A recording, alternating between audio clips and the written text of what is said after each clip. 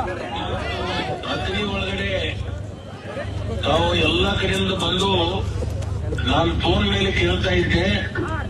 ಸುಮಾರು 16,000 ಜನ ಸೇರ್ಕೊಂಡು ನನಗಾಗಿರ್ತಕ್ಕಂಥ ಅನ್ಯಾಯದ ವಿರುದ್ಧ ನೀವೆಲ್ಲರೂ ನಿಂತು ಇವತ್ತು ಪ್ರತಿಭಟನೆಯನ್ನು ಮಾಡಿ ನನಗೆ ಸ್ಫೂರ್ತಿಯನ್ನು ಕೊಟ್ಟಿದ್ದೀರಿ, ನನಗೆ ಧೈರ್ಯವನ್ನು ತುಂಬಿದಿರಿ.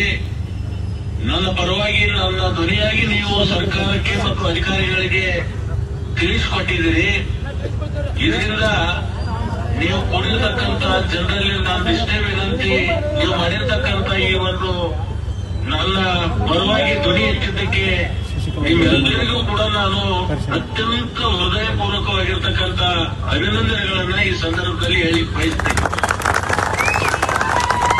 ಅದರ ಜೊತೆಗೆ ತಾವೆಲ್ಲರೂ ಕೂಡ್ಕೊಂಡು ಸ್ವಯಂ ಪ್ರೇರಿತವಾಗಿ ಯಾವುದೇ ಗಲಾಟೆ ಮಾಡಲಾರದೆ ಅಹಿತಕರ ಘಟನೆ ಆಗಲಾರ್ದಂಗೆ ತಾವು ಶಾಂತಿಯಿಂದ ಈ ಒಂದು ಪ್ರತಿಭಟನೆಯನ್ನ ಮಾಡಿ ಇನ್ನಷ್ಟು ನನಗೆ ಧೈರ್ಯ ಮತ್ತು ಶಕ್ತಿಯನ್ನ ತುಂಬಿದ್ದೀರಿ.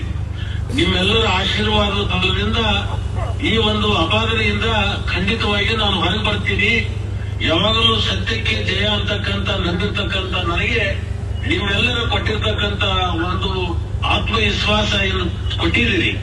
ಇದರಿಂದ ನಾನು ಯಾವುದೇ ತರದ ಗತಿಗೆಡದೆ ನಿಮ್ಮ ಸೇವೆಯನ್ನು ಮಾಡುವಂತ ಕೆಲಸದಲ್ಲಿ ಇನ್ನಷ್ಟು ಹೆಚ್ಚು ಸಮಯವನ್ನ ನಾನು ಕೊಡ್ತೀನಿ.